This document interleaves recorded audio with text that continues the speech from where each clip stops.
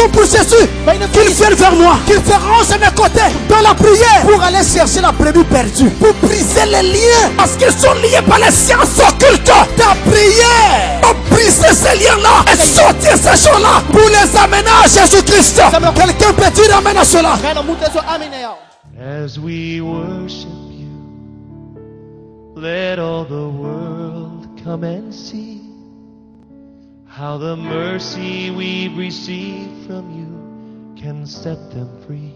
As we worship you, let all the nations hear our song, a song of Jesus and his blood that proved his love for all. As we worship you, may all the lost and broken come. May they hear your still small voice call out their names each one. As we bow in adoration and stand in reverent awe, show your majesty and glory, let your anointing fall. Declare your name, Lord Jesus, as the only name who saves. May the power of your salvation fill each heart, we pray.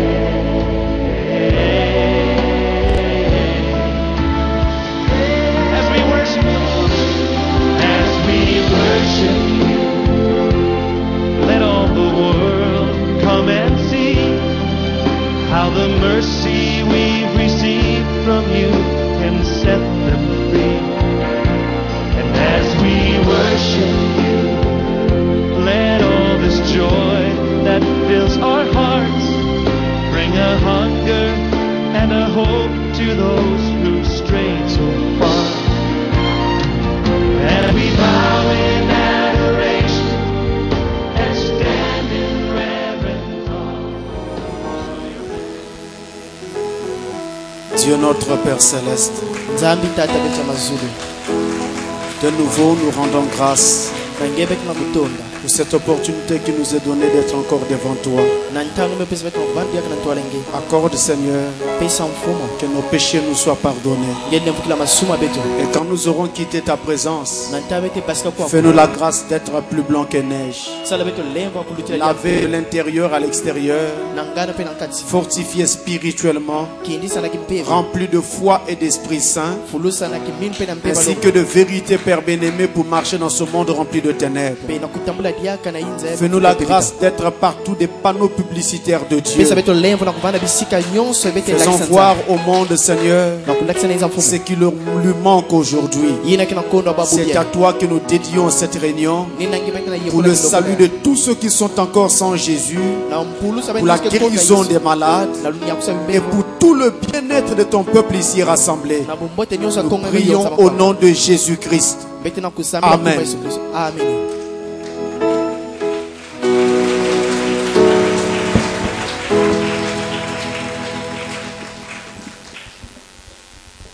Que Dieu vous bénisse. Je vous salue au nom de Jésus-Christ. Allons dans le livre d'Ésaïe, le chapitre que nous avons pris tout au long de notre enseignement, le chapitre 56. Nous allons prendre un seul verset, le verset 7.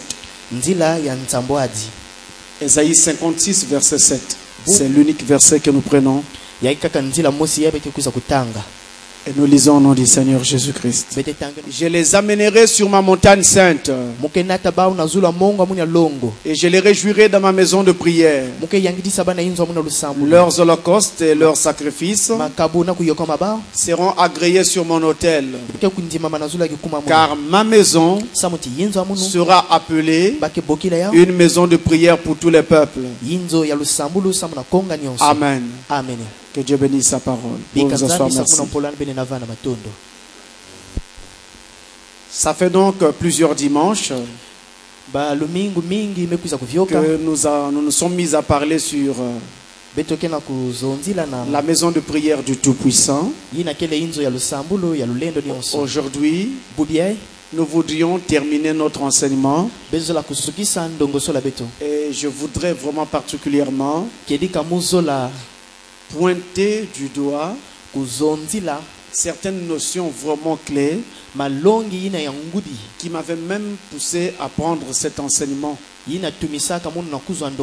pour le bien de l'Église. Tout au long de notre étude, je vous ai montré comment Pasteur Francis considérait la prière. Je vous ai dit que pour moi, la prière n'était pas qu'un simple exercice. Ce n'était pas simplement un simple moment d'adoration où le chrétien vient parler avec son Dieu, mais que pour moi, la prière était également un moment de travail avec Dieu.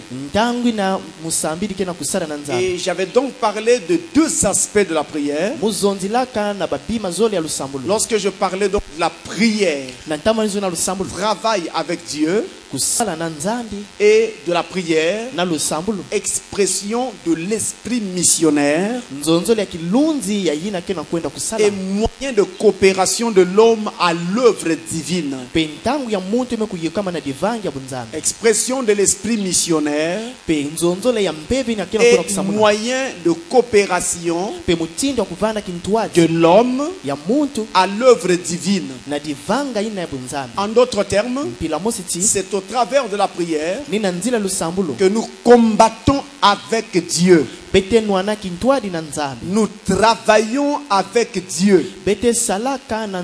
Nous coopérons avec lui dans l'avancement et pour l'avancement de son œuvre. C'est ce que ça veut dire la prière. Donc il ne s'agit pas que de prier chaque soir pour dire Seigneur, maintenant il fait nuit, je me vais dormir. Il y a des sorciers qui rôdent partout, protège-moi. Au nom de Jésus, Amen. Le matin arrive, vous dites à Dieu, merci de m'avoir gardé. Maintenant, conduis tous mes pas au travers de la journée. Au nom de Jésus, Amen. Toutes ces choses sont bonnes. Mais là, c'est un niveau, j'ai envie de dire, très bas de la prière. Parce que jusque-là, c'est encore un niveau individuel, personnel. C'est toi et ton Dieu. C'est-à-dire là, tu pries pour toi-même. Tu pries pour ton bien-être. C'est pas une mauvaise prière. C'est une bonne prière. Mais elle n'a pas la même valeur que la prière qui contribue à l'avancement de l'œuvre de Dieu. Une prière faite pour l'avancement de l'œuvre de Dieu a plus de valeur qu'une telle prière. Donc quand vous priez pour vous-même, vous ne faites pas mal. C'est une bonne chose. Et vous devez le faire. Parce que Dieu est votre Père. Et vous devez lui exprimer vos besoins. Maintenant, moi, je veux vous amener un peu plus haut. Pour vous amener à comprendre que le véritable chrétien, que Dieu compte parmi ses élus, son épouse, ce n'est pas celui qui se tient comme un spectateur face à l'histoire du monde, mais plutôt c'est celui qui se tient comme un acteur face à l'histoire du monde et à l'histoire de la rédemption. En d'autres termes, l'histoire n'est rien d'autre que la prophétie.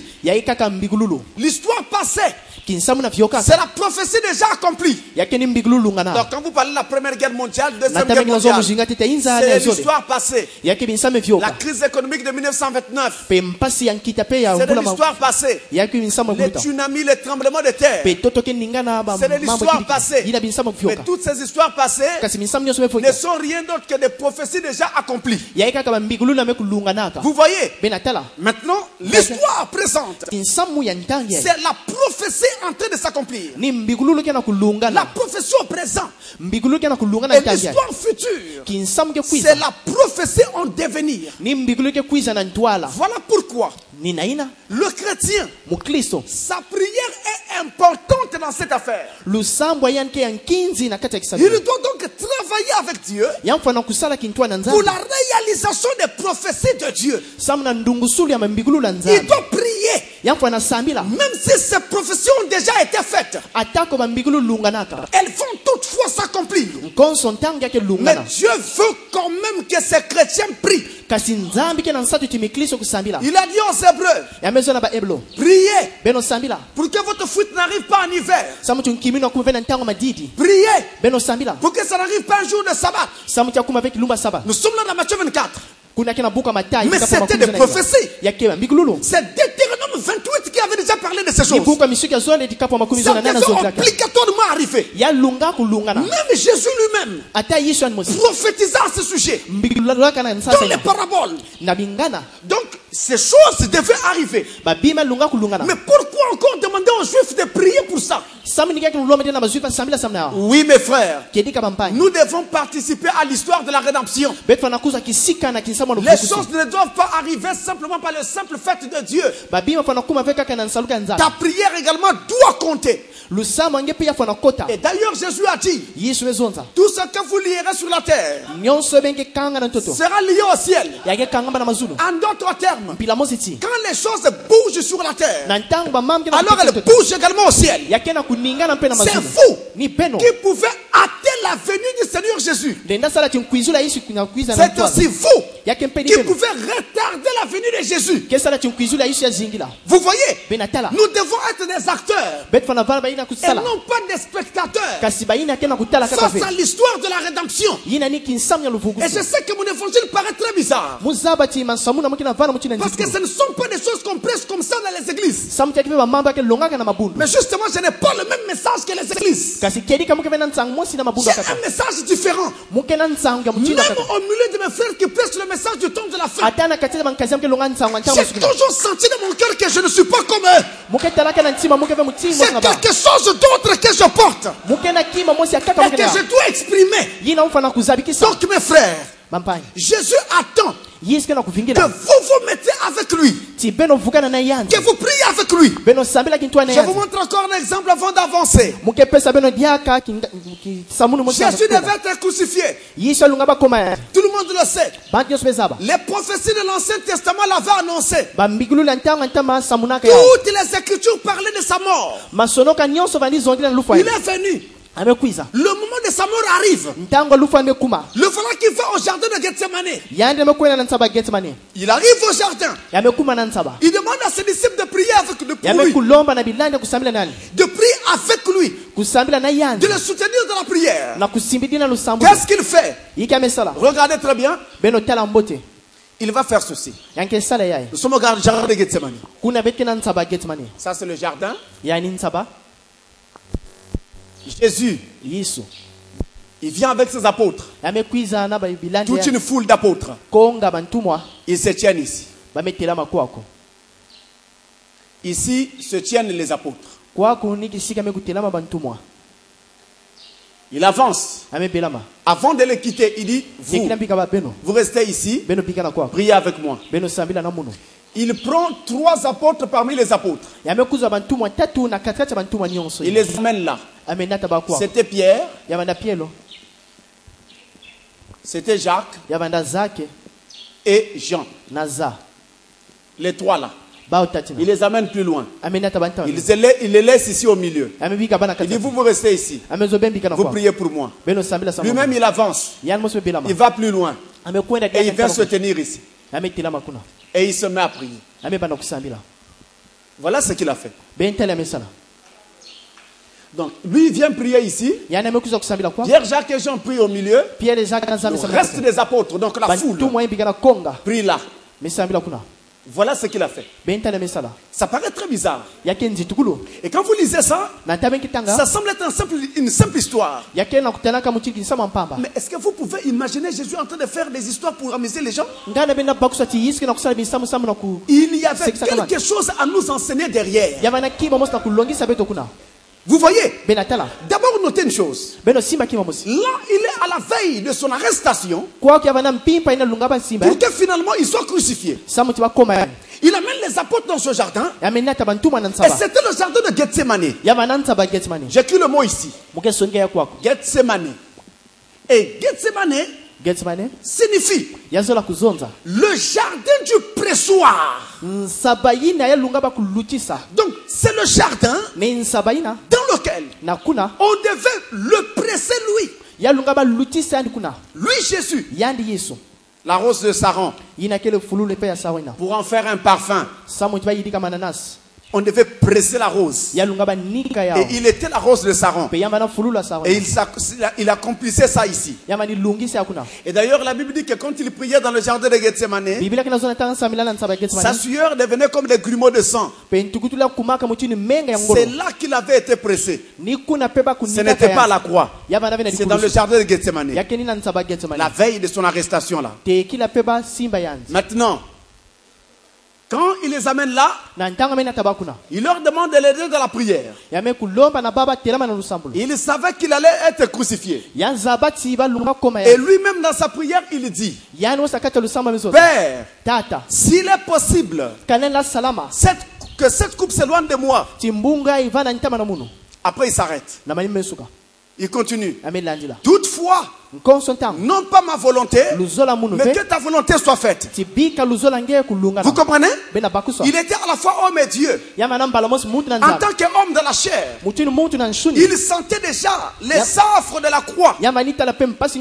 Il sentait déjà la douleur que ça va représenter. Il va donc dire à Dieu dans la prière: si cela est possible que tu éloignes cette croix de moi, alors fais-le. Mais toutefois, n'accomplis pas ma volonté. Accomplis ta volonté. Vous voyez déjà, c'est ça la vraie prière. La vraie prière consiste à demander les choses à Dieu selon sa volonté. Maintenant, il va être crucifié. Il est tenté lui-même de prier pour ça. Et il amène ses apôtres à prier avec lui. Qu'est-ce que les apôtres avaient à faire avec? Ce n'est pas eux qui devaient être crucifiés. Et la prophétie n'avait jamais dit qu'il devait se faire assister de quelqu'un. C'est lui seul qui devait porter le péché du monde. Pourquoi avait-il besoin de la prière d'un humain? Lui, il est Dieu. Mais pourquoi avait-il besoin de la prière des humains? Les apôtres étaient des humains. Pourquoi leur a-t-il demandé de prier pour lui, Dieu? C'est un enseignement pour nous. Vous devez travailler avec Dieu. Combattre aux côtés de Dieu. Voilà ce que Dieu attend de vous. Vous me comprenez? Maintenant, suivez très bien.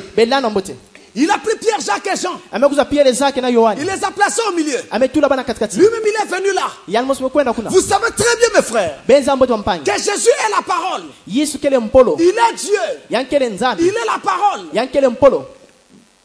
Amen. Les apôtres ici, c'est le type de l'église ou de l'assemblée. Mais entre Dieu et l'église, il y a quelque chose que Dieu veut voir. Il veut qu'il y ait entre lui et vous, Pierre, Jacques et Jean. C'est-à-dire l'espérance, l'apôtre Pierre, la foi, l'apôtre Jacques, et l'amour, l'apôtre Jean. Il veut qu'il ait ces trois choses-là. Espérance, foi et amour. Rappelez-vous que Jean était l'apôtre que Jésus aimait le plus. C'est celui qui mettait tout le temps sa tête sur la poitrine de Jésus. Pierre représente l'espérance. Jésus, avant de quitter, lui dit: Pierre, m'aimes-tu? Alors entretiens tes frères. Entretiens leur espérance. Reste avec eux, sois le pasteur de Jérusalem. Vous voyez, Jacques représente la foi. Regardez, c'est l'apôtre Jacques qui dans la Bible nous parle de la différence entre la foi vivante et la foi morte. Et c'est lui qui montre que les œuvres sont l'expression de votre foi. Jacques, vous voyez? Donc vous avez ces trois choses. L'espérance, la foi et l'amour. Ces trois choses doivent être dans une assemblée. Pour que Dieu soit présent. Il y a donc ces trois-là. Mais ce n'est pas tout. Notez encore ceci. J'ai dit tout à l'heure qu'ici nous avons la grande masse. Donc l'église. Là nous avons Jésus la parole. Dieu lui-même. Mais au centre, il a pris Pierre, Jacques et Jean. Voyez-vous, c'était aussi des apôtres. Ils étaient aussi membres de l'église. Ils faisaient partie du corps mystique de Christ. Ils faisaient partie de l'église universelle. Mais ils ont été retirés de l'église universelle pour jouer un rôle beaucoup plus important. Amen. Et c'est là que je vous amène. C'est-à-dire, je voudrais que vous quittiez la masse. Quittez la masse. Venez au milieu. Pour jouer un rôle plus important à côté de Jésus de Nazareth. C'est là que je vous amène moi. Chacun individuellement. Chacun pour sa part. Quand j'aurai fini de prêcher, je serai libre du son de vous tous. Parce que je vous aurai donné le conseil de Dieu. Il vous amène là à jouer un rôle très important. Je veux donc dire, si l'église de Christ est malade, toi, tu es responsable. Toi, tu es coupable. Si l'église de Christ est en bonne santé, c'est grâce à toi. C'est par ta prière. En d'autres termes, ça doit être comme ça. Et quand je parle de l'église de Christ, je ne parle pas seulement du soleil couchant tabernacle. Je parle de toute église qui se nomme chrétienne. Vous avez une responsabilité plus haute. Et vous avez un travail à faire. Vous avez en fait un appel qui n'est pas semblable à l'appel des pentecôtistes. Vous connaissez les secrets de Dieu. Parce que les sept tonnerres vous sont révélés. Ils ne connaissent pas les secrets de Dieu. Parce que les sept sons ne leur sont pas révélés. C'est à toi de travailler pour que l'église de Jésus dans son ensemble avance. Mais notez encore ceci. Quand je parle de l'église, je ne parle pas seulement de l'église de Pointe-Noire. Je ne parle pas seulement de l'église du Congo. Je parle de l'église du monde entier. Parce que dans le monde entier, il y a des enfants de Dieu. Il y en a parmi les Chinois. Il y en a parmi les Français. Il y en a parmi les Anglais. Il y en a parmi les Sud-Africains. Il y en a parmi les Namibiens. Il y en a parmi les Camerounais. Il y en a parmi les Congolais démocrates. Il y en a partout. Et parmi ces gens-là, au sein de cette grande église, il y a des gens qui ne sont pas encore venus. Parce qu'ils sont encore dans le monde. Parce qu'ils sont liés par le péché. Parce qu'ils sont liés par les dénominations. Parce qu'ils sont liés par la politique. Parce qu'ils sont liés par la sorcellerie. Parce qu'ils sont liés par les sciences occultes. Ta prière pour briser ces liens-là et sortir ces gens-là pour les amener à Jésus-Christ. Quelqu'un peut dire amen à cela.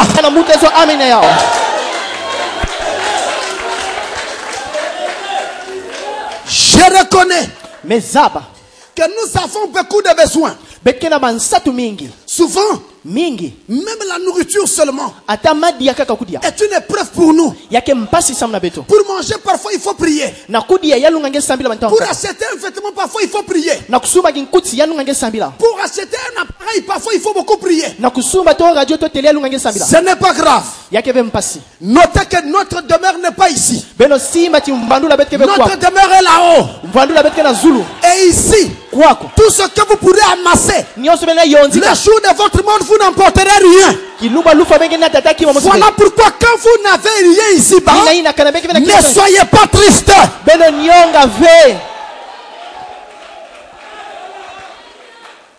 Est-ce que vous avez déjà vu quelqu'un le jour de sa mort amener sa maison avec lui? Avez-vous déjà vu quelqu'un le jour de sa mort amener sa voiture ou meurt avec lui? Ce n'est pas faisable. Cela revient à dire que toutes ces choses sont des biens de la terre. Pour preuve, si le feu passe par là, il ne restera plus que de la cendre.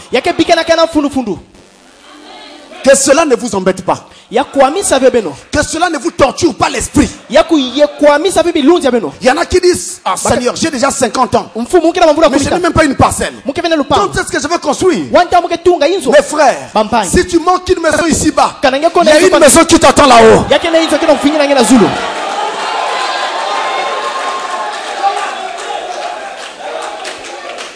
Est-ce que vous me comprenez bien? Cela revient donc à dire que même au milieu de notre tribulation, au milieu de nos épreuves, nous devons trouver suffisamment de ressources à nous-mêmes pour continuer à faire le travail de Dieu. Continuer à prier. Continuer à jeûner pour que l'église de Jésus avance. Ne nous arrêtons pas. Continuons à faire le travail. Continuons. Ne nous arrêtons pas. C'est pour cela qu'il vous a appelé. Donc maintenant, sachez-le, vous ne pouvez plus prier comme quand vous étiez dans les églises traditionnalistes.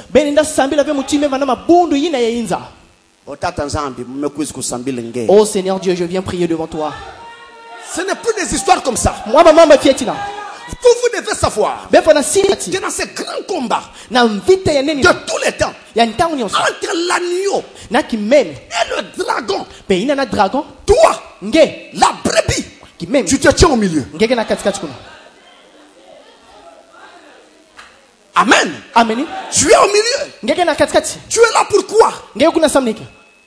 Parce que tu es l'objet de toutes les convoitises. Tu es l'objet des convoitises de Dieu. Mais Dieu t'a convoité, voilà pourquoi il t'a appelé. Vous avez déjà vu un homme aller vers une femme sans l'avoir convoité au préalable? Si Dieu t'a appelé, c'est parce qu'il t'a vu d'avance. Il t'a convoité, il t'a aimé, et il t'a appelé. Mais le diable aussi te convoite. Il veut t'attraper et te ramener dans le monde. Donc nous avons cette lutte-là devant nous. Et non seulement ça, il y a des gens qui sont encore dans les liens de Satan. Nous sommes déjà du côté de Christ. Alors nous devons tirer ces gens qui sont du côté du dragon par nos prières, les amener vers le côté où nous nous tenons déjà.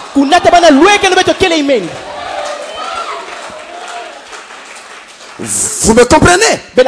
C'est ça le travail que nous avons à faire. Si quelqu'un ne comprend pas ça, il n'avancera pas. Vous continuerez à dire aux gens que vous êtes un chrétien, mais chaque année qui passe, vous verrez que votre vie n'évolue pas. Vous serez toujours très court spirituellement. Vous n'aurez pas suffisamment d'expérience. Jésus avait dit, heureux ceux qui ont combattu avec moi, car ils régneront avec moi. Mais on va combattre avec Jésus comment? Par la prière. C'est cette position de Pierre, Jacques et Jean. Et vous savez que Pierre, Jacques et Jean, on les appelait dans les Écritures au livre de Marc Boanerges. C'est l'écriture, hein? C'est pas moi qui invente. Jésus lui-même les a appelés dans le livre de Marc Boanerges. Ce qui signifie les fils du tonnerre. C'est à cette position de Boanerges que je suis en train de vous amener. Pour que vous soyez des fils du tonnerre. Il y en a qui sont un peu en train de douter pour ça. Laissez-moi chercher ça pour eux si je peux me retrouver rapidement. Marc chapitre 3, le verset 17.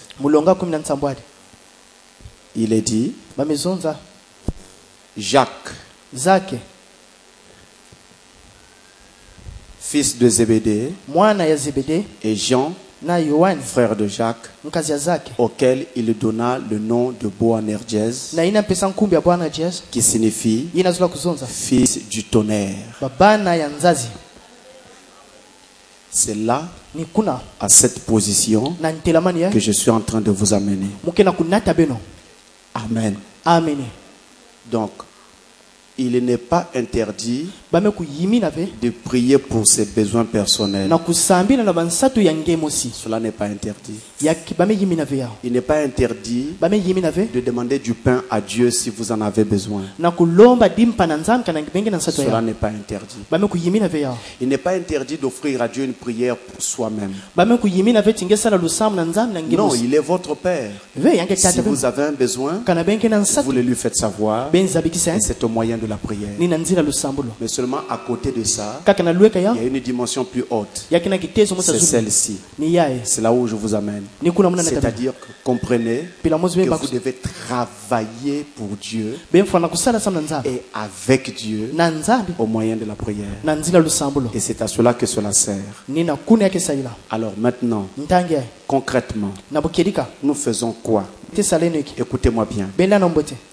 Dans l'église primitive, la prière chez eux visait d'une manière ou d'une autre l'avancement de l'œuvre de Christ dans l'église et dans les âmes. Dans l'église, l'église en général, et dans les âmes, c'est-à-dire les croyants pris individuellement. C'est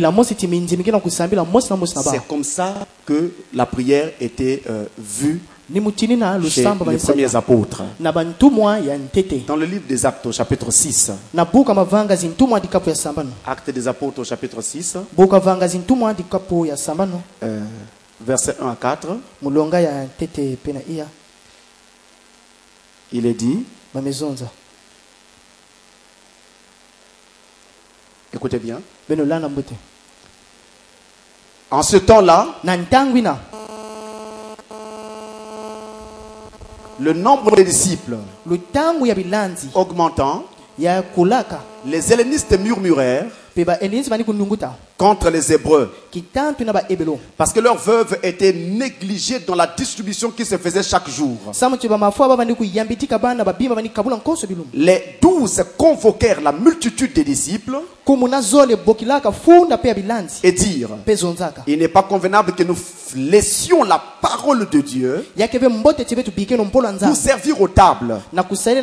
C'est pourquoi, frères, choisissez parmi vous 7 hommes de qui l'on rende un bon témoignage et qui soient pleins d'Esprit Saint et de sagesse, et que nous chargerons de cet emploi. Suivez le verset 4.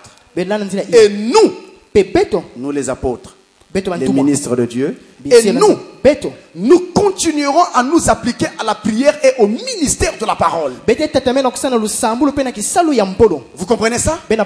Nous continuerons à nous appliquer. Ce n'était pas quelque chose de passager. C'était une application dans leur vie de tous les jours. Ils appliquaient à la prière parce qu'il fallait travailler pour Dieu au moyen de la prière. Parce que même quand vous prêcher l'évangile, l'évangile n'atteindra jamais le cœur.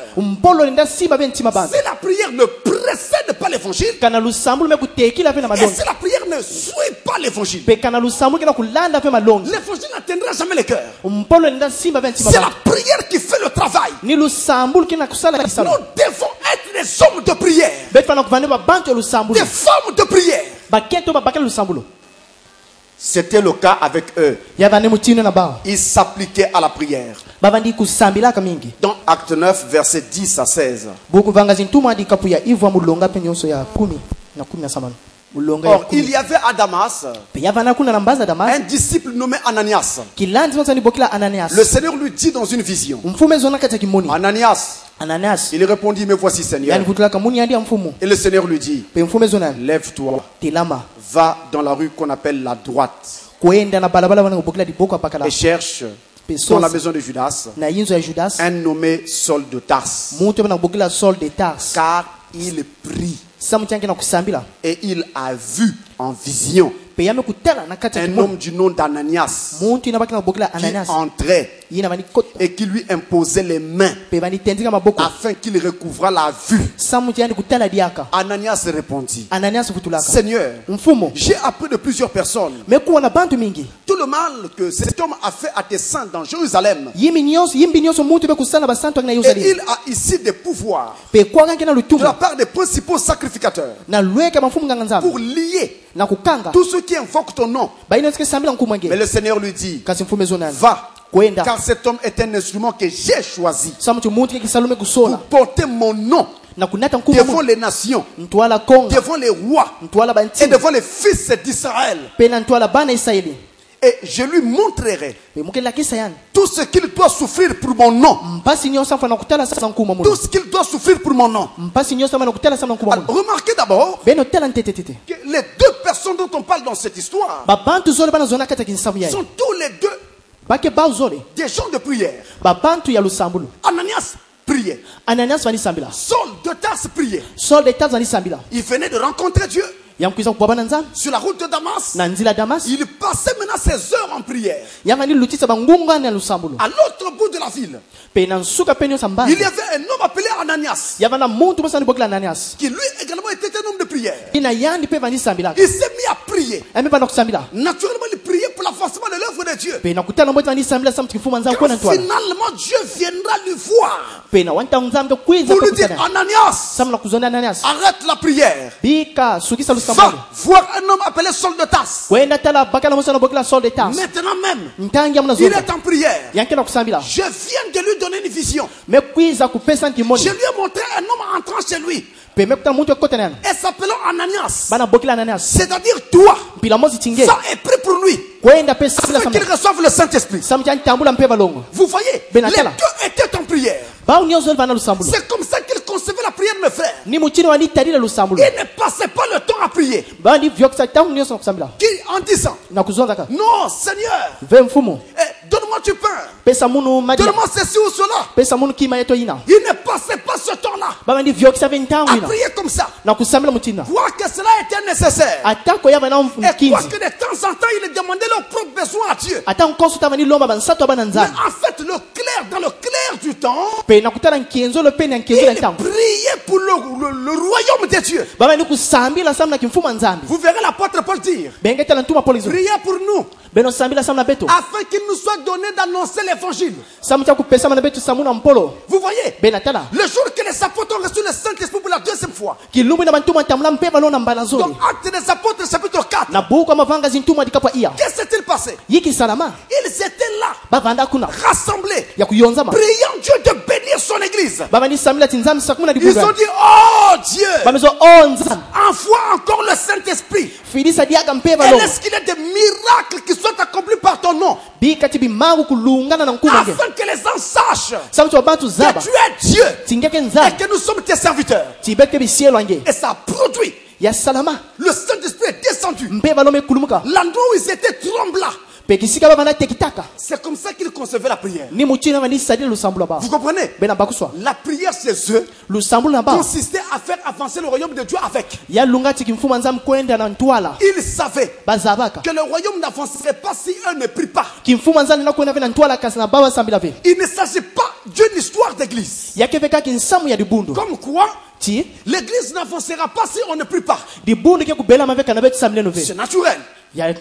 Ça va de soi. Si l'église ne prie pas, elle n'avancera pas. Mais au lieu de regarder d'abord la dimension église, regardez la chose sur la dimension universelle. Le corps de Christ.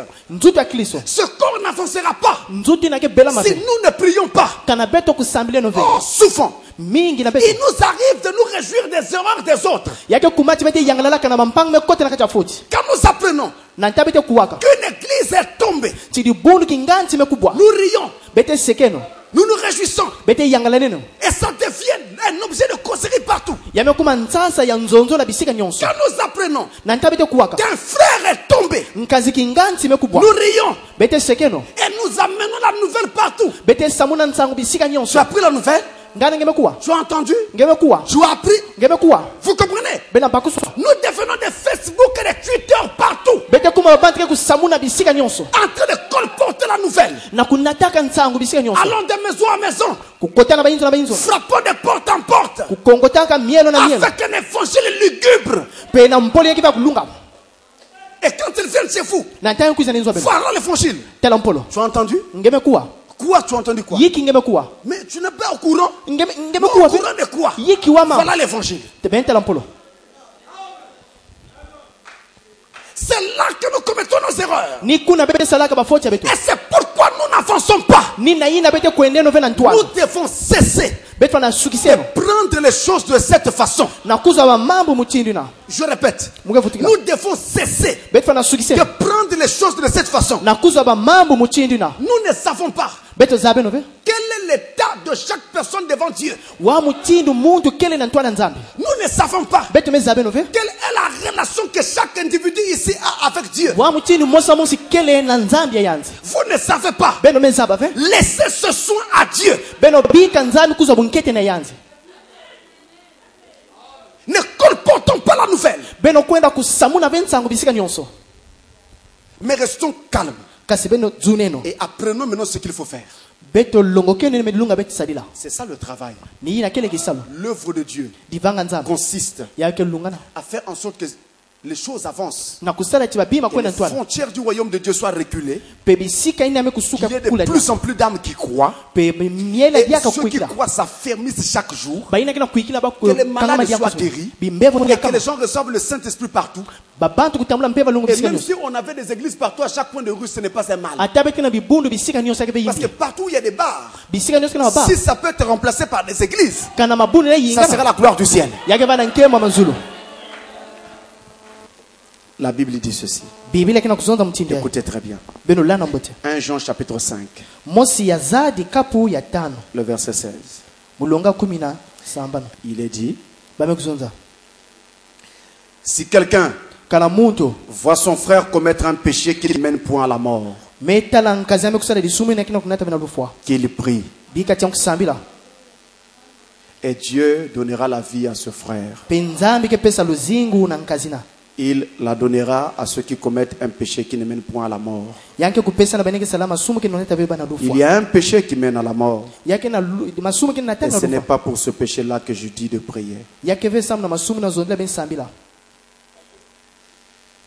Si quelqu'un voit son frère pécher, qu'il prie pour lui.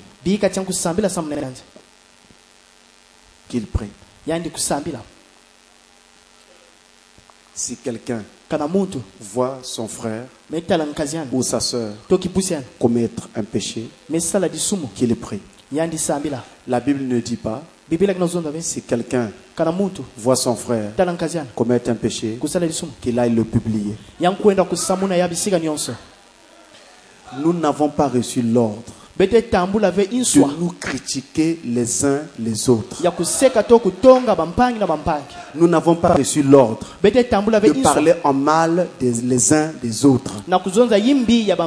Mais nous avons ici reçu l'ordre de prier les uns pour les autres. Quand vous mettez à nu la vie d'un frère ou d'une sœur, vous l'avez tué. Vous avez tué son influence. Quand ce frère-là viendra à l'église, les gens vont commencer à le regarder en s'éloignant de lui, comme s'il était le diable. Non, il a péché, mais il n'est pas le diable lui-même. C'est ça la différence. Comment vous voulez confondre un pécheur au diable? Il a peut-être commis un péché, mais il n'est pas le diable en personne. Et Jésus vous a aimé, vous, quand vous étiez encore dans le péché. Quand Jésus t'a appelé, tu étais un saint. Au moment de ton appel, tu n'étais pas un saint. C'est ce temps-là que Dieu t'appelle. Pendant que tu étais encore un pécheur, un coureur de jupons, un ivrogne, un voyou. Et Dieu t'a appelé dans cette condition-là. Maintenant que tu es venu, pourquoi veux-tu juger les frères et les sœurs? Tu vas dire, oh non, mais c'est un ancien. Oui. Écoutez-moi très bien. L'âge de quelqu'un dans une église ne fait pas de lui un ancien. Il peut être dans la parole dans une église depuis 20 ans. Mais sans être un ancien. Le véritable ancien, c'est celui qui a reçu le baptême du Saint-Esprit. Donc, pendant tout le temps qu'il marchait avec l'église, parfois il ne donnait pas son cœur. Il était loin. Ce qui fait que sa marche est encore très enfantine. Une marche d'enfant. Quand vous le regardez agir, vous voyez les signes d'un païen, les signes d'un enfant. Qu'est-ce que vous faites? Avec un enfant, agissez comme un enfant. Avec un adulte, agissez comme un adulte. Je veux dire ceci. Si votre petit bébé de 4 ans, il va aller voler quelque chose qui t'appartient, il mange. Quand tu viendras, tu ne vas pas lui attacher les fils. Pour lui dire, tu vas voir ça. Et tu vas prendre une grosse ceinture. Ce serait être un véritable sorcier. C'est un enfant. Il ne sait pas ce qu'il fait. Tout ce que tu pourras lui dire, écoute, maman avait gardé ça pour toi. Prochainement, quand tu en as besoin, viens me demander. C'est tout. Mais tu ne veux pas te mettre à le battre n'importe comment. Nous avons commis nos erreurs là.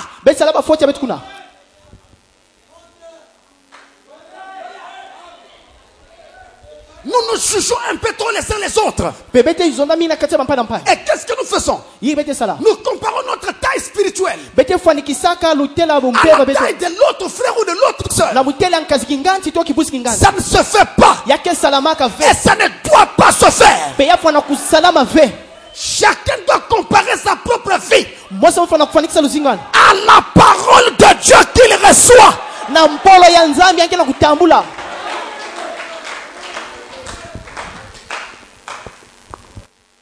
Ne vous comparez pas à un autre frère. Et le prophète dit, dans la vie d'un frère, dans 100% des œuvres de sa vie, il peut arriver que toute sa vie, 85% tourné vers le mal. Et il n'y a que 15% tourné vers le bien. C'est-à-dire la parole. Le prophète dit, cachez les 85% de mal. Ne parlez que de 15% de bien qu'il y a dans ce frère. Ne sortez pas des choses viles concernant un frère ou une soeur. Soyons une église sérieuse. Ne parlez pas parle du mal d'un frère, du mal d'une soeur, cachez ce que vous savez de mal. Même si on vous a fait du mal,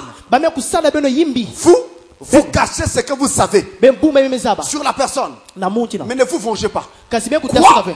Il a dit ça de moi. Mais est-ce que vous savez que lui-même avait dit? Lui-même avait fait. Est-ce que vous savez? Est-ce que vous savez? Est-ce que vous savez? Tu as perdu ta récompense.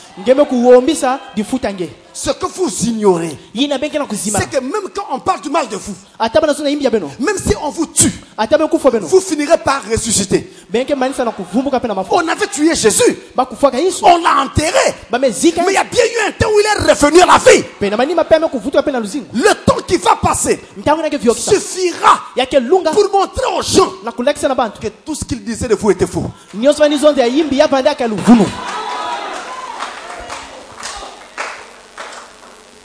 Le temps montrera. C'est pourquoi Pasteur Francis ne répond pas à tout ce qu'il entend de gauche à droite. Je laisse le temps au temps. Le temps montrera que tout ce qu'il raconte là est faux. Le temps montrera. Si je parle maintenant, on dirait qu'il est en train de se justifier. Il est en train de se défendre. Ça ne sert pas de se défendre. Si une chose est vraie, elle finira par se faire voir. Mais si une chose n'est pas vraie, elle ne se fera pas voir non plus. Je laisse le temps au temps. Donc, si vous connaissez le mal d'un frère, même si c'est plus abondant, cachez cela. N'en parlez pas. Parlez que de ce que vous savez comme bien. Ah, ce frère-là, tel jour, voici ce qu'il avait fait de bien. Ça m'avait vraiment marqué. Que Dieu bénisse de tels hommes. Ce que vous ne savez pas, toutes vos paroles du genre, que Dieu bénisse de tels hommes, ce sont des paroles qui ne meurent pas. Ça va jusqu'à atteindre la personne et amener la bénédiction que vous avez demandée.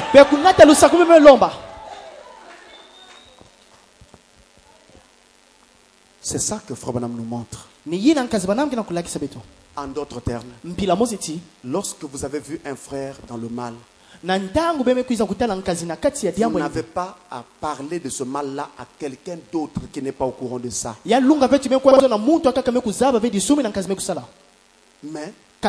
vous ne devez pas aussi rester sans rien faire. Vous devez faire quelque chose. Quoi? Laissons Frère Branham nous dire ça. Dans la prédication, l'inspiration spirituelle. L'inspiration spirituelle du 28 janvier 56. Paragraphe 51. Suivez très bien.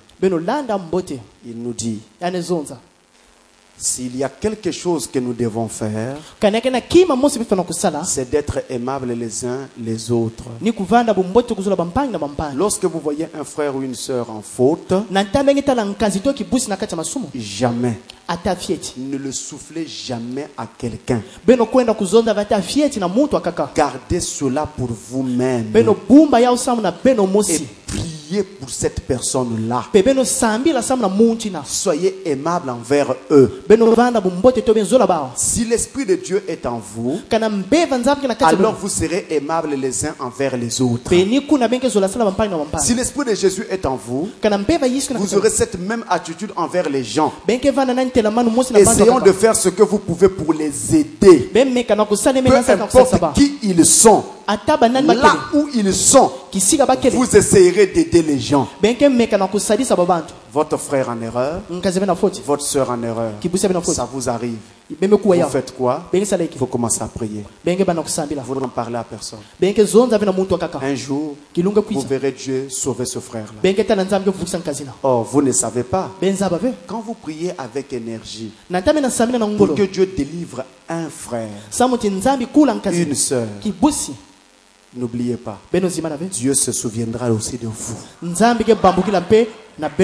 C'est comme ça que ça se passe. Ne l'oubliez pas. Écoutez, dans la prédication, Hébreux chapitre 4.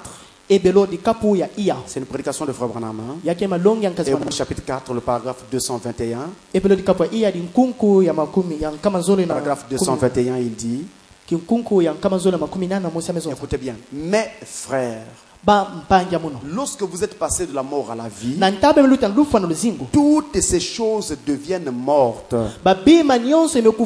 Et vous êtes une nouvelle créature en Christ Jésus. Si vous voyez quelque chose de faux, si vous voyez quelque chose de faux, vous prierez pour cela. Dieu soit miséricordieux. Et si vous voyez des problèmes, au lieu d'aller les rapporter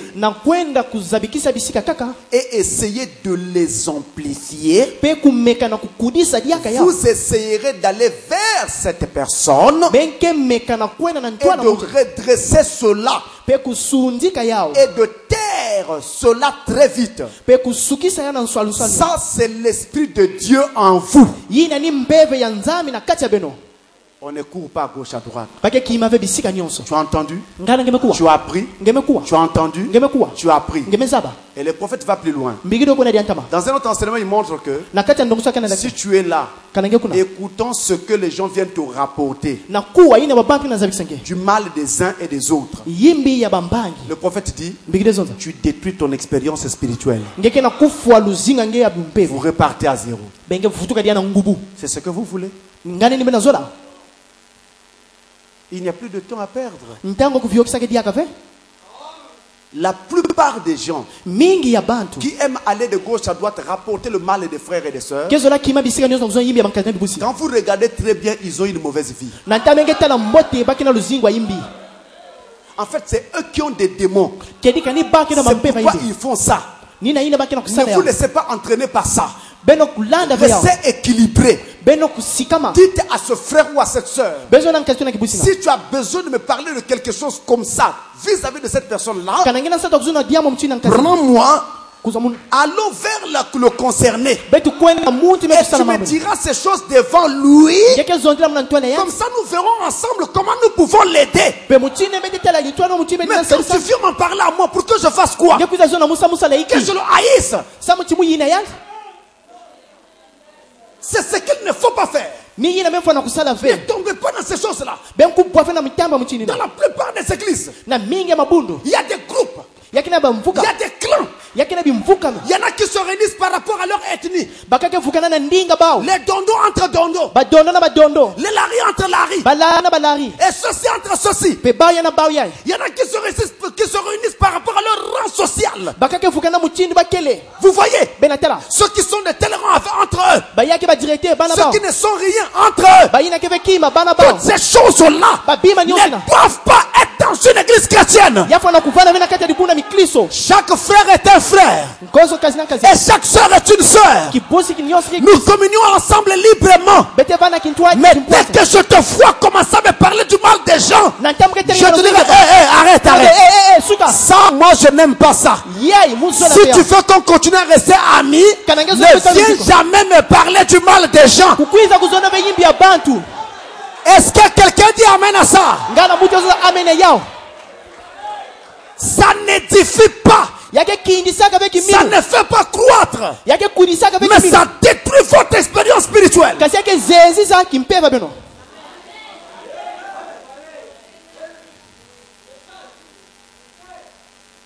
Pas des groupuscules.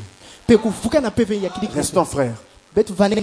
J'admets que il y a toujours des gens vers lesquels vous êtes beaucoup plus portés que d'autres. Ça c'est naturel. Vous aimez tellement un frère, vous aimez tellement une soeur, vous aimez sa compagnie plus que la compagnie d'un autre. Il n'y a pas de péché. Amen. Parce que c'est naturel. Vous ne pouvez pas changer ça. Mais seulement, ne glissez pas dans le mal. Ne formez pas un groupe à vous. Donc il n'y a que vous qui marchez entre vous. Dès que le culte est terminé, vous allez dans votre coin pour tenir votre conférence.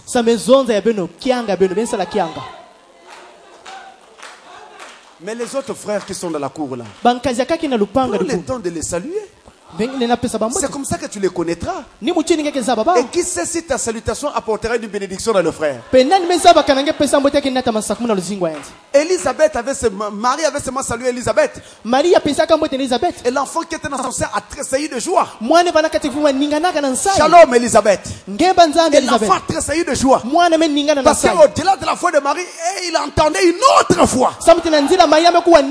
La foi de l'enfant Jésus qui était dans son sein. C'est ça le problème. Restons comme ça.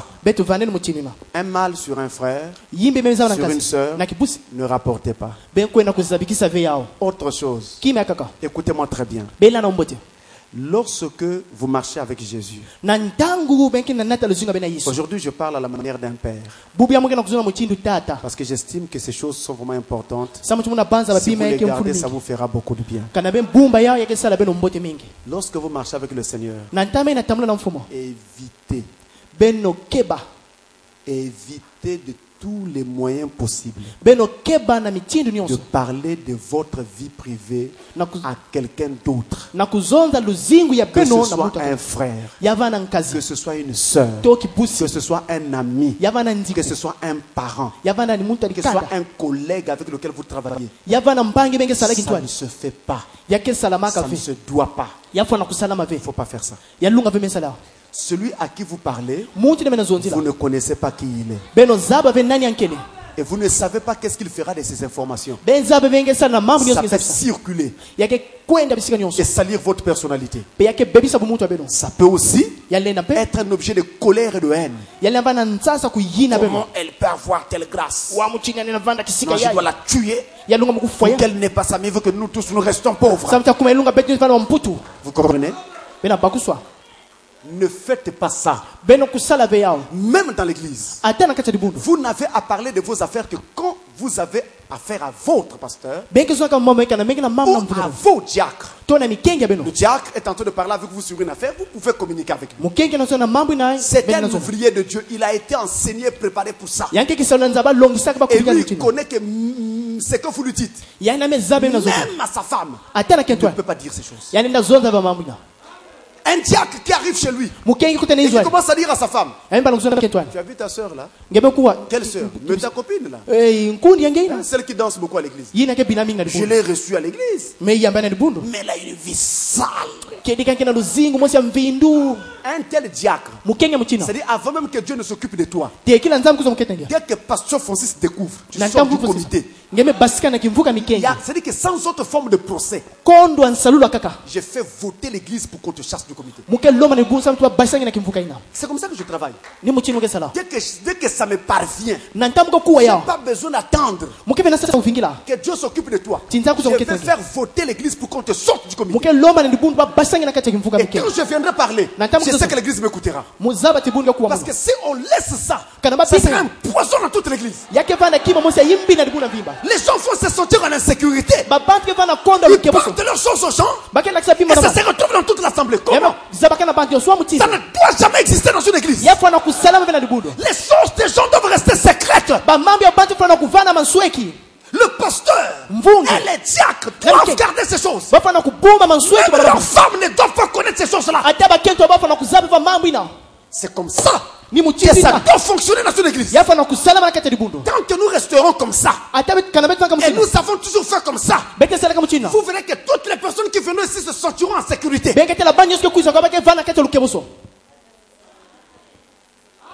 Mais vous aussi, ne parlez pas de vos affaires aux gens. Tu as un projet de voyage. Tu veux ouvrir une entreprise. Tu attends de l'argent. Ne parle pas.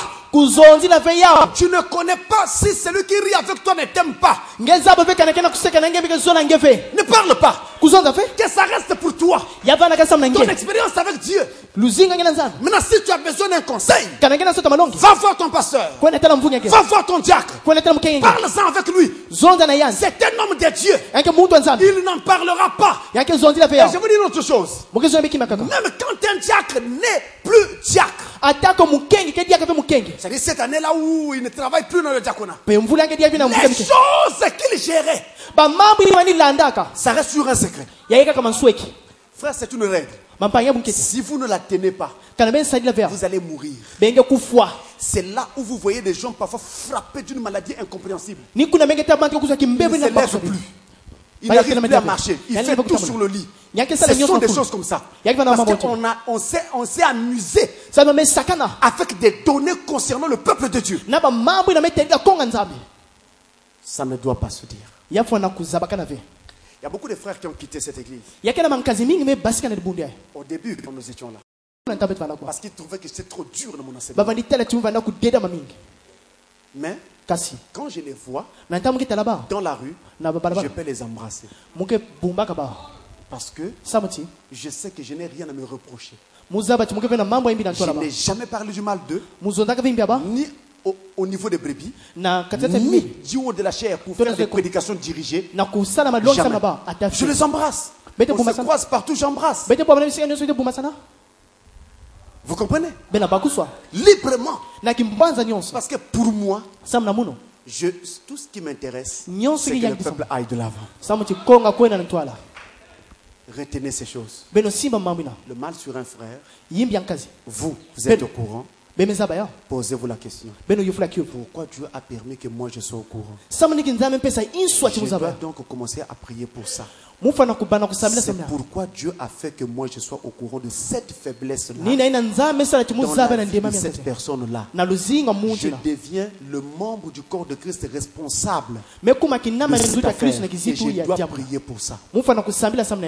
Et quand je prie, on ne vient pas vers Dieu pour dire: oh Dieu, tu sais que c'est mon devoir de prier pour les frères. La prière là est morte sur le champ. Parce que ce n'est pas un devoir, c'est une affaire de cœur. C'est une affaire d'amour. C'est un combat de toute une vie. Vous combattez aux côtés du Christ pour l'avancement du royaume. Ce frère là, ou cette soeur que Satan a handicapé, votre prière l'aidera à se relever et à constituer de nouveau une force pour le camp des saints. Votre prière, ne l'oubliez pas. Avant de terminer, écoutez ceci. Il y a aussi un autre fait. En commençant la leçon aujourd'hui, je n'ai plus que le verset 7. Tout au long de notre enseignement, j'ai commencé au verset 4 d'Ésaïe 56 et j'ai descendu jusqu'au verset 7. Aujourd'hui, expressement, je n'ai plus que le verset 7. Parce que c'est le verset 7 qui m'avait conduit à apporter ce message à l'église. Et dans ce verset 7, il y a une chose fondamentale qui est dite là-bas. Toute personne qui n'entrera pas dans cette voie ne fera pas de plus grand progrès. Il s'agit de quoi?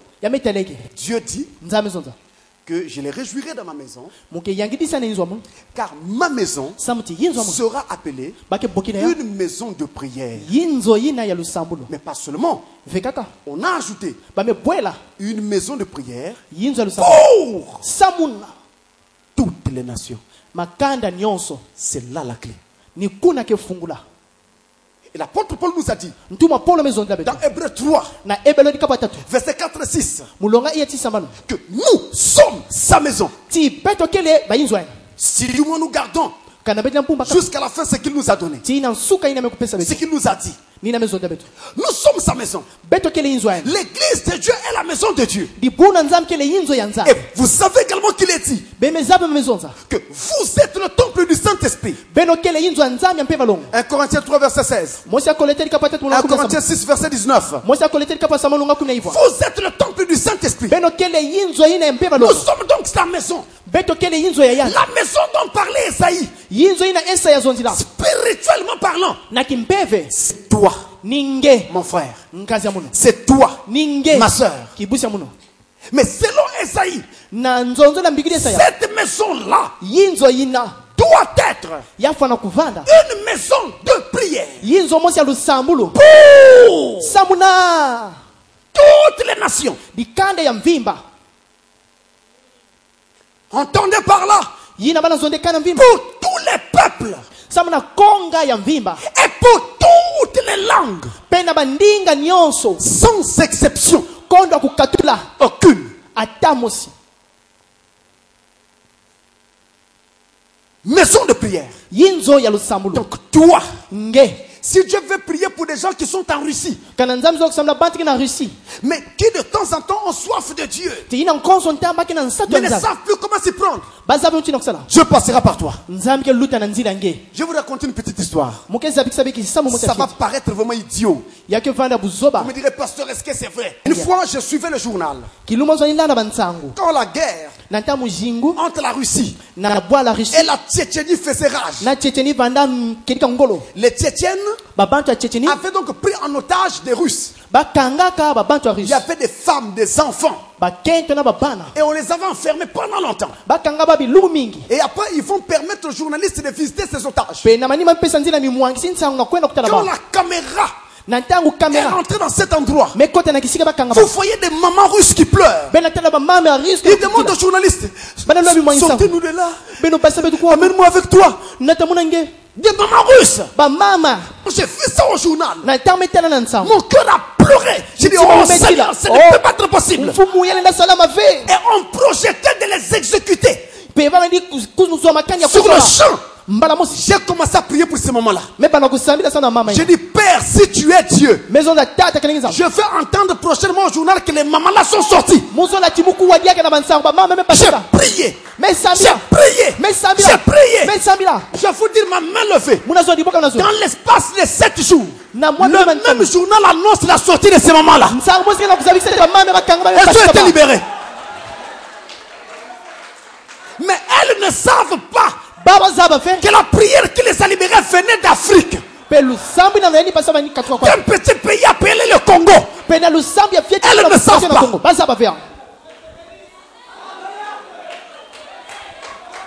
Et c'est là que moi je suis en train de vous amener. Travaillez pour Dieu de cette façon-là. Ici, vous avez les cultes sans problème. Le dimanche arrive. Tout le monde est à l'église avec sa cravate. Il y a des pays où les chrétiens ne peuvent même pas se rassembler. Vous le savez? On brûle leur temple. En Égypte, on a brûlé des églises. Récemment, avant même la chute de l'ex-président, on a brûlé des églises là-bas.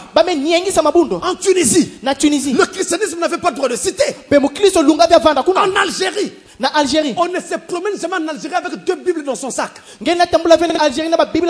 Si on te voit avec 2 Bibles, on va te faire un procès. Pourquoi tu as 2 Bibles? Tu as un. Mais 2 Bibles pourquoi? Donc, tu veux faire un prosélyte. Tu veux exhorter quelqu'un et faire de lui un autre chrétien comme toi. Et à la fin, tu lui donneras cette 2e Bible. Tu vas en prison. Il y a un prêtre qui a même été emprisonné là, en Algérie. Seulement parce qu'il a voulu apporter un message de réconfort à quelqu'un. Lors de la Noël, il a passé sa Noël en prison. Et nous autres chrétiens, qu'est-ce que nous faisons de cela? Au Soudan, un peu partout, les chrétiens ont des sérieux problèmes, mes frères. Nous faisons quoi? Je vous montre encore un petit truc. Récemment, le Japon a connu un grand tsunami. Et vraiment, il y a eu beaucoup de morts. Beaucoup de morts. Mais la plupart d'entre nous, ici, nous vivions tranquillement. Chacun se promenait manger son manioc tranquillement. Mais vous oubliez que c'est aussi des êtres humains comme vous. Ça pouvait arriver ici. Et vous oubliez encore que parmi eux, il y a des chrétiens. Et même des chrétiens du message. Qui a prié pour que Dieu sauve les chrétiens, pour que Dieu soit miséricordieux. Qui a prié?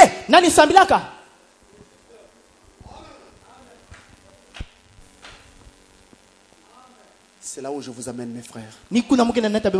Souvent, nous regardons nos églises Les églises qui sont tout autour de nous, nos églises sœurs et autres, nous voyons des fautes, des manquements dans ces différentes églises. Et nous disons, ah là-bas, c'est du diable. Là-bas, c'est un mauvais esprit. Laissez les gens faire ça vis-à-vis de nous. Mais nous ne faisons pas ça vis-à-vis d'eux. Quand vous voyez quelque chose qui ne va pas, n'oubliez pas que les gens qui prient dans ces églises-là ne sont pas des moutons. Ce sont des fils et des filles de Dieu. Ils se sont peut-être égarés dans leur choix. Mais c'est quand même des fils et des filles de Dieu. Et donc leur salut est très important pour le Seigneur Jésus. Seigneur Jésus que tu appelles ton père à toi. Ton père est aussi leur père. La chose à faire, c'est de mettre ces églises-là constamment en prière. Aide-les aussi, Seigneur.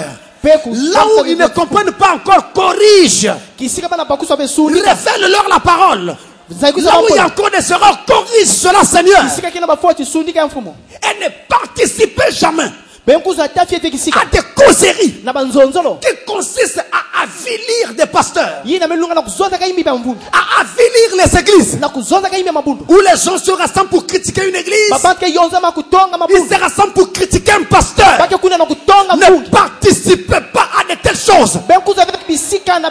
Vous voyez quelqu'un qui est païen, il est là, il vous dit, oh les églises, c'est du diable, vos pasteurs là sont des voyous.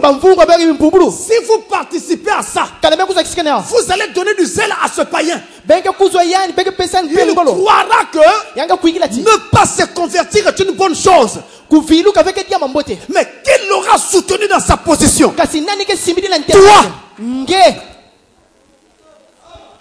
c'est toi qui l'auras soutenu, parce que tu as participé à sa causerie. Tu dois l'arrêter et lui dire, c'est vrai qu'il y a des églises qui ont fait beaucoup d'erreurs, mais ce n'est pas une raison de rejeter Dieu. Dieu t'a fait quoi à toi? Tu parles d'un pasteur qui t'a fait du mal, tu parles d'un diacre qui t'a fait du mal, tu parles d'un frère dans une église qui t'a fait du mal. D'accord, je ne nie pas que cela soit arrivé, mais Jésus, il t'a fait quoi à toi? Qu'est-ce que Jésus t'a fait? Oh mais non, mais pourquoi il n'avait pas empêché ça? Tu es sûr qu'il n'avait pas empêché? Écoutez mes frères, je lève ma main devant Dieu pour vous dire ceci. Jamais Dieu n'a laissé un seul de ses enfants entrer n'importe comment dans une difficulté. Il avertit toujours. Mais parfois nous ne sommes pas attentifs à l'avertissement. Et quand nous sommes allés trop loin, nous ne savons plus comment revenir. On se dit pourquoi Dieu a permis. Si vous restez bien calme, vous allez vous rappeler qu'il y avait eu un jour où une petite pensée vous avait parlé, mais vous n'avez pas prêté attention. Il y a eu un jour où vous avez ouvert un livre et vous tombez sur des paroles qui concernaient votre problème, mais vous avez rejeté. Vous comprenez mes frères? Dieu a toujours averti. Ne participez jamais à des causeries consistant à critiquer des pasteurs ou des églises. Ne le faites pas.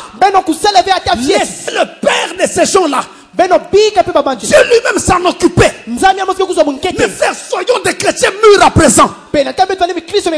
Amen. Écoutez-moi frère, je parle à la manière d'un père. Vous savez, j'entends tout ce qui se dit contre pasteur Francis dans la ville. Ça vient des églises de réveil. Ça vient même des fausses églises du message. Mais je ne réponds pas. Je ne réponds pas. Vous savez, les églises même du message sont parfois plus dures vis-à-vis de moi que les églises de réveil. Une fois, il y a un pasteur des églises du message qui a dit aux gens que non, là où donc, pasteur Francis et son église c'est une secte. Et la raison qu'il donne, il dit parce que regardez dans son église, il n'y a pas la photo de frère Branham mais la photo de la nuée. Donc c'est une secte. Vous voyez des choses comme ça. Pasteur Francis n'a jamais répondu. Et maintenant je ne réponds pas non plus. Parce que si un fou vous gifle et que vous vous mettez à poursuivre le fou, les gens vont penser que c'est vous qui êtes fou.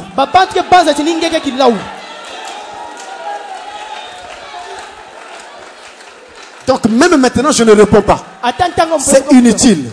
Je vous montre simplement cela pour que vous sachiez que j'apprends tout. Je dis bien tout.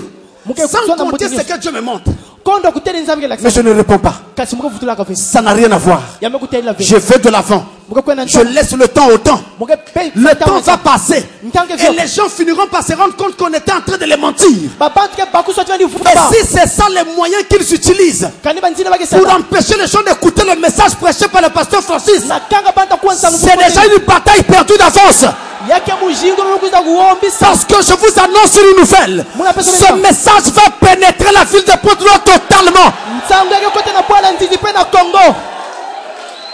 Et chaque jour, il y a quelqu'un qui sera touché dans une dénomination et qui sortira pour suivre ce message du temps de la fin.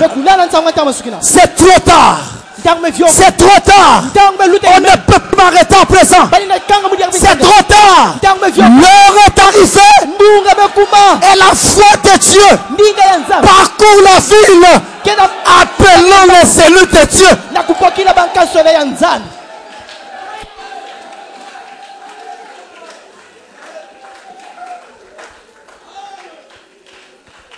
Voilà ce qu'il faut faire. Amen. Amen. Écoutez-moi très bien. Je vais lire un passage dans la Bible. Je suis en train de terminer. Je suis en train de terminer. Mais je voudrais tondre le cou au diable. De sorte que quand il va sortir d'ici, il ne saura plus comment trouver son chemin.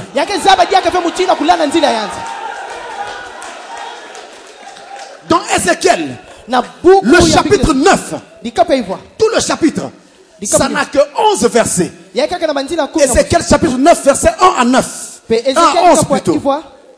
Écoutez bien ce passage. Il est fondamental. Il est dit ici. Puis il cria d'une voix forte à mes oreilles, approchez, vous qui devez châtier la ville, chacun son instrument de destruction à la main. Et voici, 6 hommes arrivèrent par le chemin de la porte supérieure du côté du septentrion. Chacun son instrument de destruction à la main. Il y avait au milieu d'eux un homme vêtu de lin et portant une écritoire à la ceinture. Ils vinrent se placer près de l'autel d'airain. La gloire du Dieu d'Israël s'éleva du chérubin sur lequel elle était et se dirigea vers le seuil de la maison. Et il appela l'homme vêtu de lin et portant une écritoire à la ceinture. Cet homme-là, c'est le Saint-Esprit. Et portant une écriture à la ceinture. L'Éternel lui dit, passe au milieu de la ville, au milieu de Jérusalem, et fais une marque sur le front des hommes qui soupirent et qui gémissent à cause de toutes les abominations qui s'y commettent. Et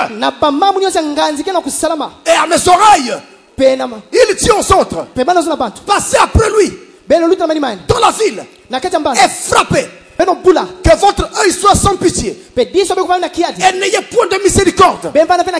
Tuez, détruisez les vieillards, les jeunes hommes, les vierges, les enfants, les femmes, mais n'approchez pas de quiconque aura sur lui la marque, c'est-à-dire le Saint-Esprit.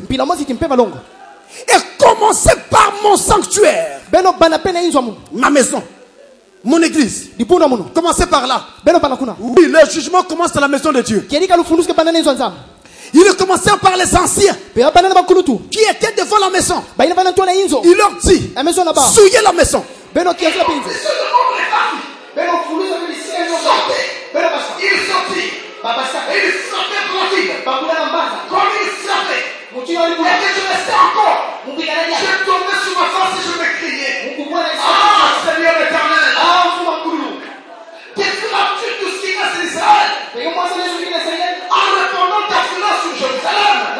Il me répondit, l'iniquité de la maison d'Israël et de Juda est grande, excessive. Le pays est rempli de meurtres. La ville est pleine d'injustice. Car ils disent, l'Éternel a abandonné le pays. L'Éternel ne voit rien. Moi aussi, je serai sans pitié. Et je n'aurai point de miséricorde. Je ferai retomber sur leurs œuvres.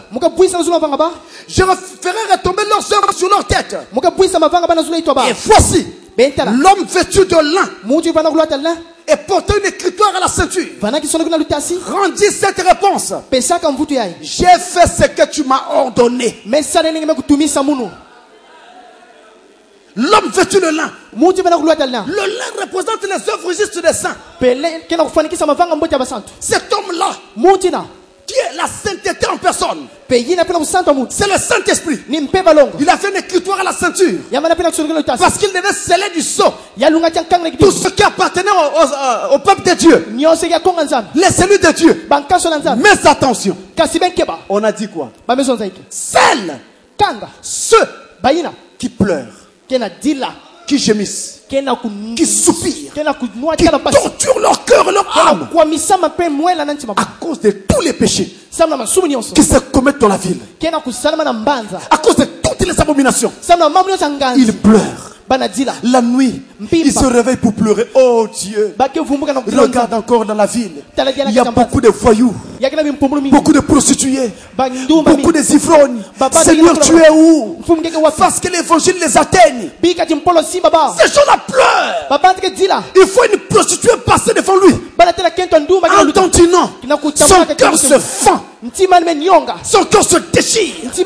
Oh Dieu, comment un être humain peut descendre aussi bas et s'habiller comme ça? Seigneur, sauve cette âme. Il passe quelque part. Il faut une barre. Des gens qui se battent et d'autres qui sont là pour dire vous faites quoi? Un fils de Dieu, dès qu'il passe, son cœur commence à pleurer. Oh Dieu, ces gens ne savent pas ce qu'ils font. Parfois il n'y a pas un problème grave. Je t'en prie, arrête cette querelle. Où sont donc? Où sont les fils et les filles de Dieu capables de se jeter à genoux, de combattre avec Jésus pour voir d'autres âmes être sauvées? Vous priez seulement pour vous-même. Seigneur, tu te rappelles ce que je t'avais demandé. D'accord. Mais le royaume de Dieu, le peuple de Dieu, faites la balance entre les prières que vous faites pour vous-même et les prières que vous faites pour le bien du peuple universel de Dieu. Lesquelles sont les plus nombreuses? Et quand Jésus lui compte sur vous, vous êtes démissionnaire. Vous savez ce que les apôtres ont fait? Quand Jésus les a placés là, 1 heure après avoir prié, Jésus revient. Il trouve tous les apôtres endormis. Ils dormaient tous. C'est ça notre problème. Nous dormons trop. Nous sommes paresseux. Frère, si tu perds 1 heure de sommeil, c'est un crime. 1 heure de sommeil. Chaque nuit, tu perds 1 heure pour prier. C'est vraiment un problème. Vraiment, c'est un problème. Quand nous étions dans le monde, nous passions des réveillons en dansant, en criant. Vous vous rappelez des histoires qui avaient ici à Pointe-Noire, les booms? Vous entendez dans tel quartier, il y a un boom. Là-bas, il y a un boom. Un tel organise une fête. Vous étiez là, scellés. Pourquoi, pour la cause de Christ, on ne peut pas prendre 1 heure de prière? Vous priez pour vous-même. C'est très bien. Mais la cause du Seigneur également. Vos frères et vos sœurs qui sont déjà ici avec vous. Savez-vous que votre prière est nécessaire pour leur affermissement? Pas seulement la parole, la prière aussi. Pas seulement celle du pasteur, mais la vôtre aussi. Vous comprenez? C'est nécessaire. Et quand Jésus vous voit combattre de cette façon, il sait alors qu'il peut compter sur vous. C'est comme ça que vous verrez Dieu vous envoyer des gens. Va voir un tel, il te dira quelque chose. Va voir un tel, va voir un tel. Pourquoi Dieu te les envoie? Parce que tu es la partie du corps de Christ qui est maintenant disponible. Est-ce que soleil couchant tabernacle peut comprendre ça? Je sais. Qu'il y en a qui ne comprenaient pas ces choses avant. Ils pensaient qu'être chrétien signifie appartenir à une église. Après vous dites aux gens, je suis membre de telle église. Ce n'est pas ça. C'est être un combattant. Un soldat de la prière. Travaillons aux côtés de Jésus. C'est ça mes frères. J'ai besoin de chrétiens qui pourront se mettre à genoux et combattre avec moi pour qu'il y ait beaucoup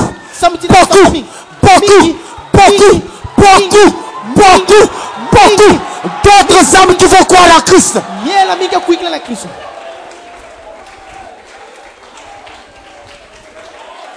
L'heure est arrivée où les chrétiens doivent prendre leur position. N'écoutez pas les discours où on critique les églises, on parle du mal des pasteurs. Suivez l'évangile, suivez la parole de Dieu. C'est ce dont vous avez besoin. L'heure est arrivée. L'heure est arrivée pour tous ceux qui appartiennent au peuple de Dieu doivent le prouver. De quel côté